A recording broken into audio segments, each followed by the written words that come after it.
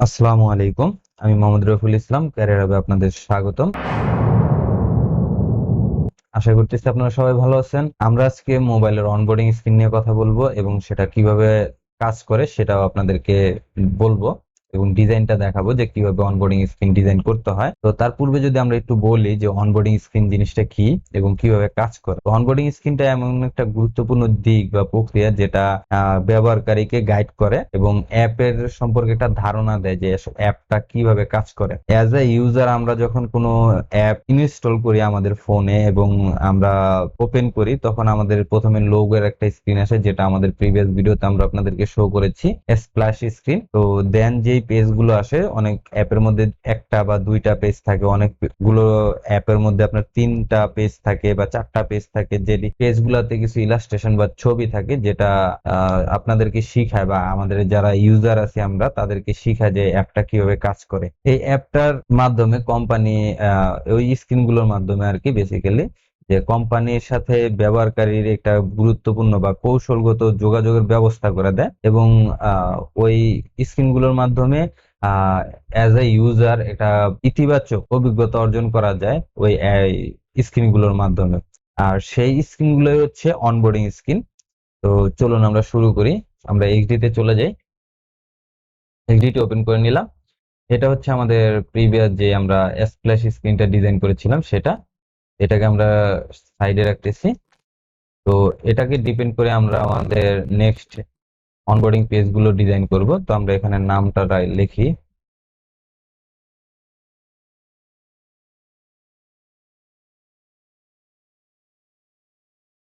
Onboarding, onboarding page 1 হবে। So 1 দিয়ে দিলাম আমি। দেন আমরা তিনটা পেজ ডিজাইন করব অনবোর্ডিং এর জন্য। সো অনবোর্ডিং 2 এবং সেম ভাবে অনবোর্ডিং 3 হবে, অনবোর্ডিং 3। তো স্প্ল্যাশে আমরা লোগো দেখেছিলাম, কিন্তু এখানে লোগো থাকবে না। তো অনবোর্ডিং এর মধ্যে যেটা বললাম আপনাদেরকে, কিছু ইলাস্ট্রেশন থাকতে পারে, কিছু টেক্সট থাকতে পারে। তো তার জন্য বাটনও থাকে। সো সবার আগে আমরা অ্যাড করব হচ্ছে স্কিপ। এই বাটনটা বেসিক্যালি কাজ করবে আপনার এই অ্যাপের মধ্যে যদি কেউ আমাদের যে অনবোর্ডিং স্ক্রিন গুলো আছে এগুলো যদি দেখতে কেউ না চায়, সেক্ষেত্রে আমাদের এই স্কিপ বাটনে ক্লিক করলে আপনার এই পেজ গুলি সরাসরি স্কিপ হয়ে ডাইরেক্ট হোম পেজের মধ্যে চলে যাবে।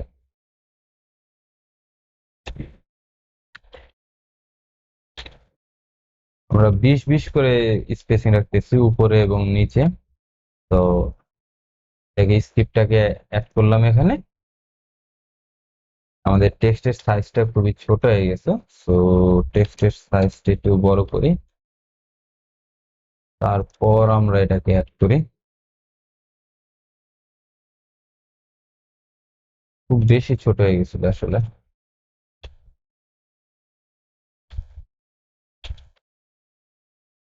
ওকে, হয়ে গেল আমাদের স্কিপ বাটন। দেন আমরা অ্যাড করব প্রথমে ইলাস্ট্রেশন একটা। সেটা হচ্ছে যে এই ইলাস্ট্রেশনটা আপনাকে কি বোঝাচ্ছে, এই ইলাস্ট্রেশনটা দেখে আপনি কি বুঝতেছেন। আমার কাছে মনে হয় আপনারা সবাই একটু আইডিয়া করতে পারতেছেন যে আসলে ইলাস্ট্রেশনটা কি মিন করতেছে। যে আপনাকে প্রথমে লগ ইন করতে হবে। রিজনটা হচ্ছে এখানে দেখেন কিছু ডট ডটের মতন আছে, যেটা আপনাকে মিন করতেছে এখানে জিমেল, এখানে পাসওয়ার্ড দিয়ে দেন আপনি লগ ইন করবেন অ্যাপটাতে।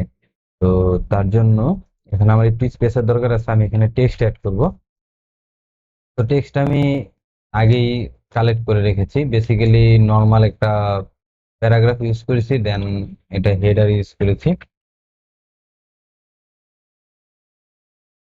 হেডারের মধ্যে আমরা লগ ইন লিখে রেখেছি। বেসিক্যালি এটা আপনাকে শো করবে যে আপনি এই অ্যাপটা ইউজ করতে হলে আপনাকে লগ ইন করতে হবে প্রথমে। তো লগ ইনটাকে আরেকটু সুন্দর করার জন্য আমি এখানে পাথে চলে গেলাম, দেন কনভার্ট টু পাথ।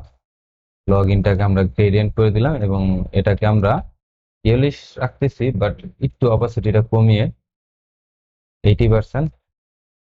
সেম ওয়েতে আমরা আমাদের পরবর্তী স্ক্রিনে নিয়ে আসবো হচ্ছে সিলেক্ট। তার মানে হচ্ছে যে আপনি লগ ইন করার পরে আপনি হোম পেজে চলে আসলেন, আপনি এখান থেকে সিলেক্ট করবেন। আসলে আমাদের যেহেতু মিউজিক অ্যাপ, সো আমরা মিউজিক অ্যাপের মধ্যে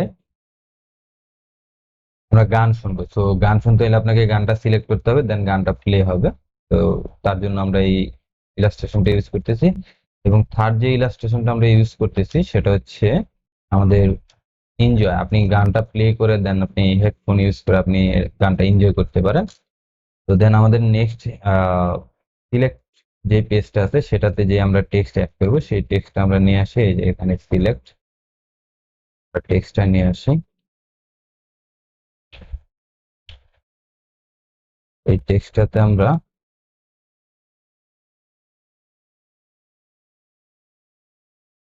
আসলে হাইটটা ঠিক রাখতে হবে। সো আই থিঙ্ক একটু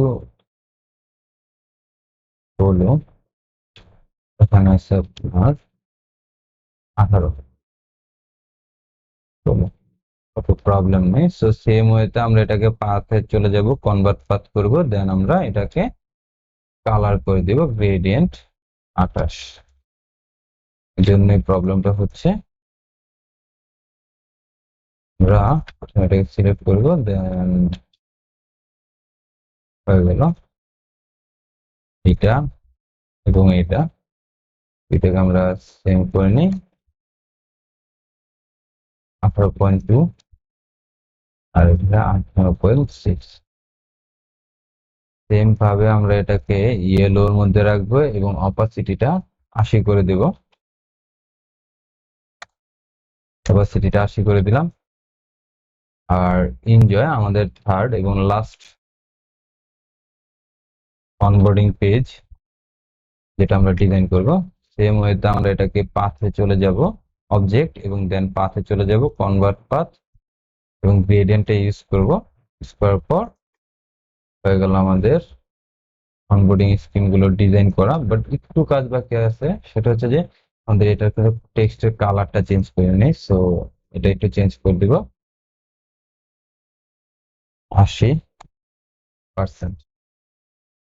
এখানে আরেকটু কাজ আছে, সেটা হচ্ছে যে আমরা ডিজাইনটাকে বোঝানোর জন্য যে আমরা কয় নাম্বার পেজে আছি সেটা বোঝানোর জন্য আমরা ইলিপস নিব কিছু।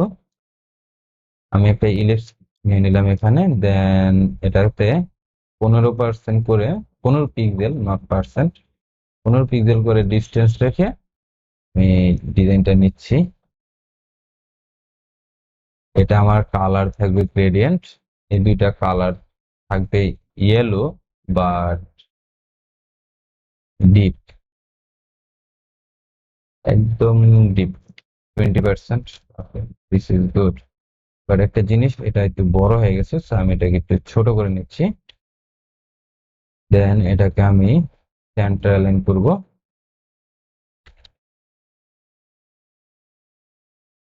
সেন্টার অ্যালাইন হয়ে গেল, এটাকে গ্রুপ করলাম। দেন এটাকে আমি আমাদের নেক্সট পেজে নিয়ে আসলাম, সেন্টার অ্যালাইন করলাম। সেম ভাবে এটাকে আমি 20% করে দিব। আই থিঙ্ক বাকিগুলো আপনার গ্রেডিয়েন্ট রাখলে বেটার হবে। আমি গ্রেডিয়েন্টে অ্যাপ্লাই করে নিই। ওকে, গ্রেডিয়েন্টে অ্যাপ্লাই হয়ে গেছে। তো এটার অপাসিটিটা আমরা বাড়িয়ে দিব এবং এটার অপাসিটিতে আমরা 20% করে দিব, 20%। এটা আমাকে বুঝাবে যে আমি কোন পেজে আছি। তো সেম ভাবে আমরা এটাকে থার্ড পেজে কপি করে নিয়ে আসলাম, দেন সেন্টার করে দিলাম। সেম ভাবে আমরা 2 নম্বর পেজটা যেটা করেছিলাম সেইভাবে দ্বিতীয়টার অপাসিটিটা বাড়িয়ে দিচ্ছি, দ্বিতীয়টার অপাসিটি আমরা কমিয়ে দিব।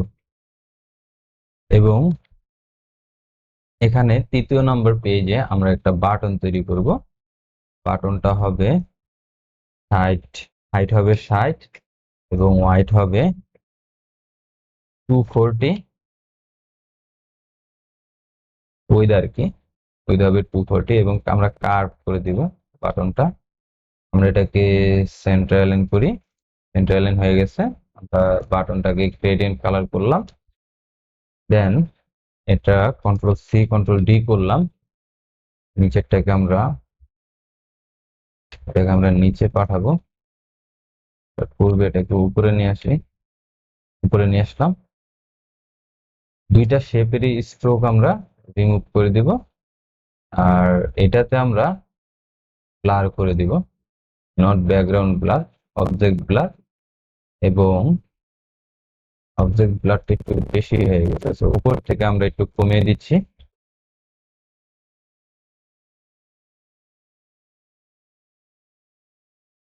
অবজেক্ট ব্লার করলাম, ব্লারটা অ্যামাউন্ট একটু বেশি হয়ে গেছে।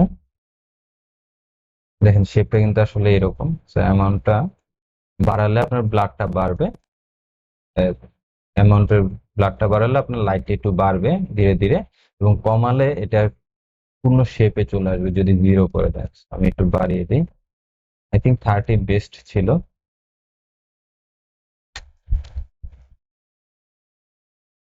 30 বেস্ট। আপনি চাইলে এটাকে উপরে উঠাতে পারেন, বাট লাইট ইফেক্টটা যেন আমার দুই দিকে ঠিক থাকে, সো এটা করতে চাইলে আমি এটাও করতে পারি, একটু বড় করে দিতে পারি।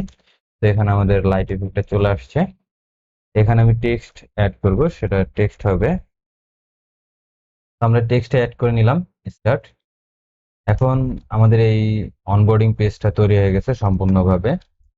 এইভাবে একটা অনবোর্ডিং পেজ তৈরি করতে হয়, এবং এটা আপনাকে বিভিন্ন ইলাস্ট্রেশন বা ইমেজের মাধ্যমে তৈরি করতে হয়, যেন ইউজার খুব সহজে বুঝতে পারে যে অ্যাপটা কিভাবে কাজ করবে।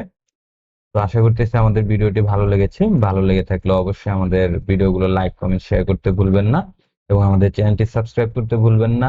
আমাদের সাথে থাকুন, আশা করতেছি ভবিষ্যতে আরো ভালো ভালো জিনিস আপনারা শিখতে পারবেন। ধন্যবাদ। আসসালামু আলাইকুম।